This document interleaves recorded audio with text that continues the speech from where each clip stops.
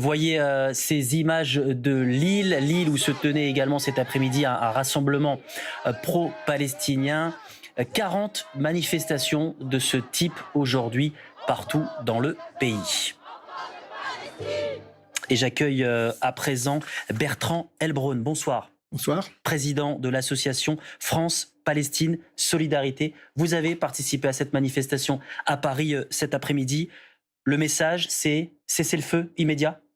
Halte au bombardement, cessez-le-feu immédiat et fin du blocus inhumain qui est en train de faire mourir les habitants de la bande de Gaza.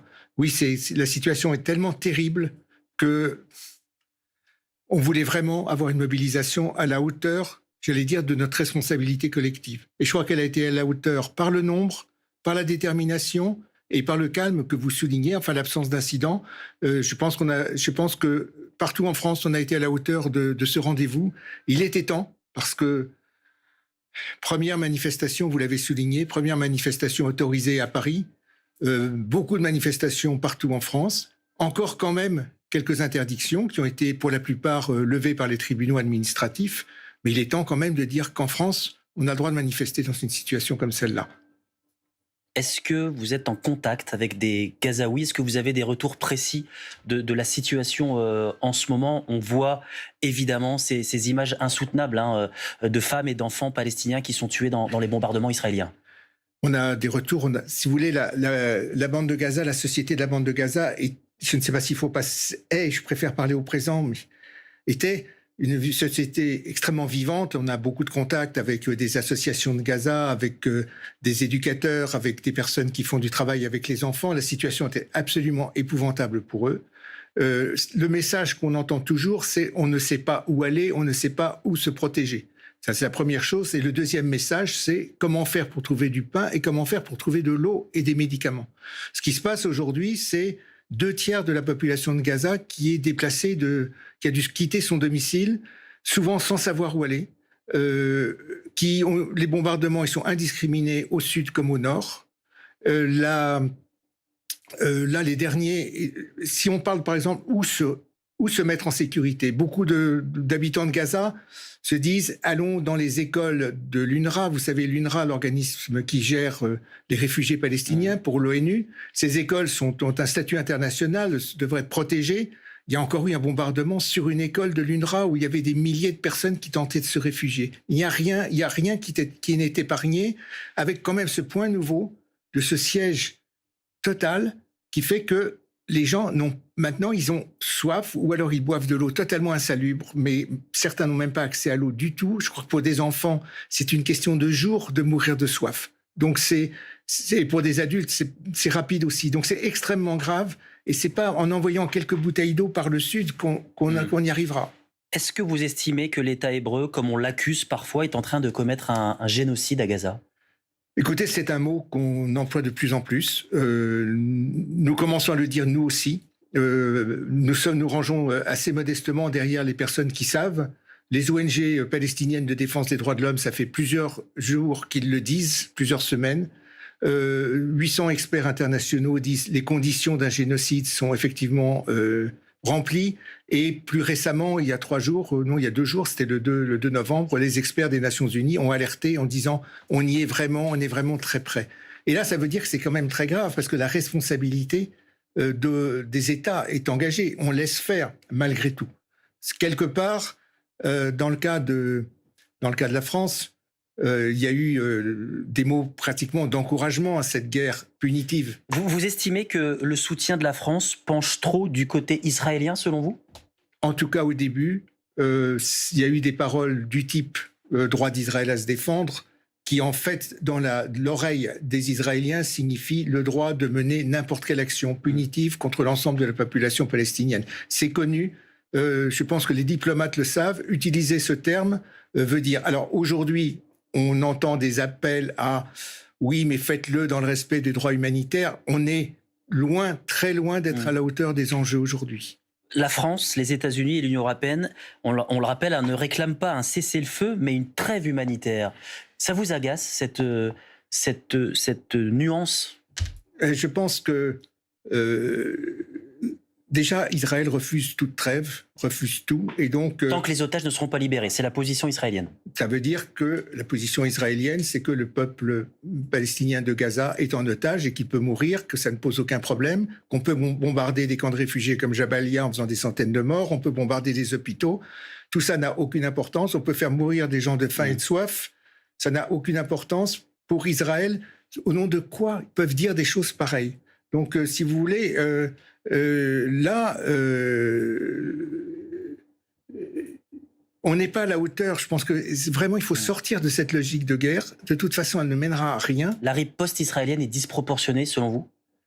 Totalement, totalement. Et elle, quand une armée va bombarder toute une population, quand elle affirme qu'il n'y a aucun problème pour elle de faire mourir 300 personnes pour atteindre un combattant qu'ils veulent éliminer, entre guillemets. Alors, on rappelle aussi que la difficulté pour l'armée israélienne, c'est que les combattants du Hamas se cachent au milieu de la population civile, avec notamment des stocks de munitions qui sont sous les écoles et sous les hôpitaux. Il faut le rappeler.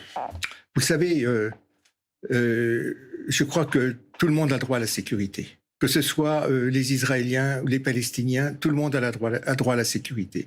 Et c'est pas en menant une guerre punitive, c'est pas en menant une guerre...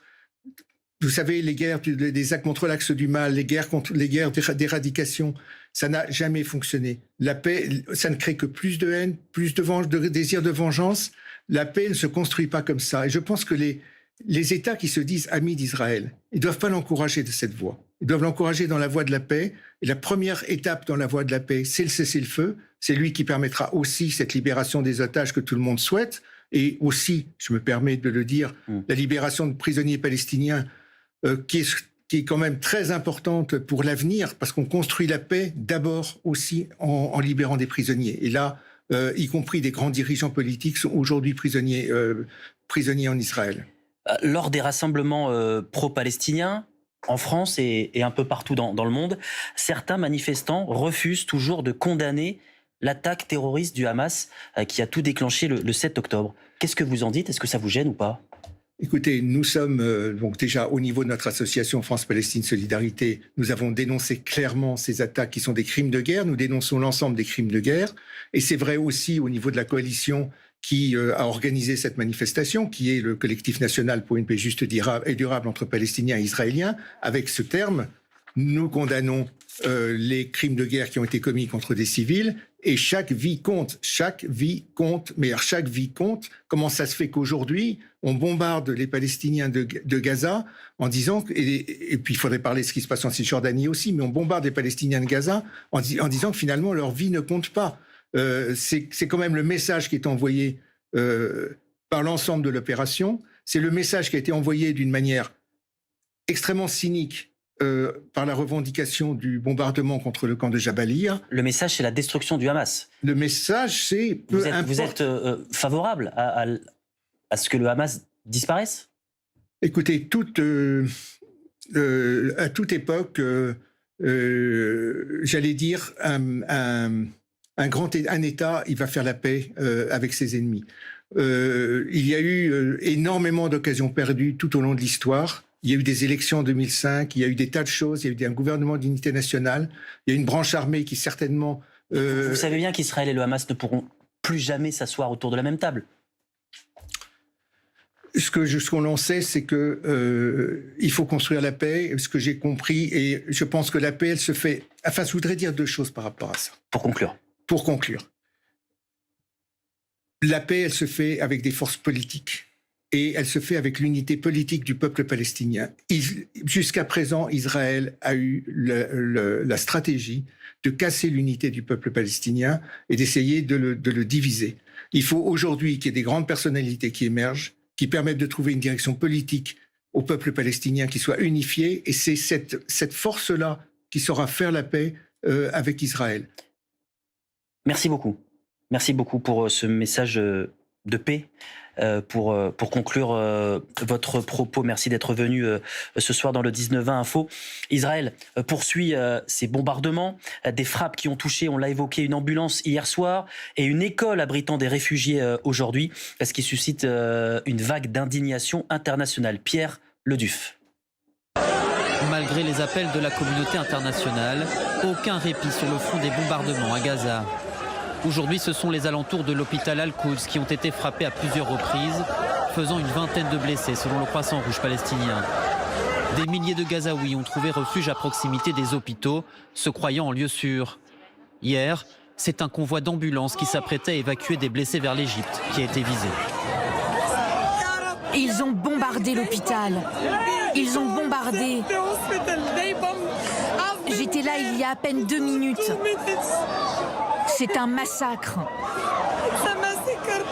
La frappe, qui a fait 15 morts et 60 blessés selon le Croissant Rouge, a été revendiquée par Tsahal.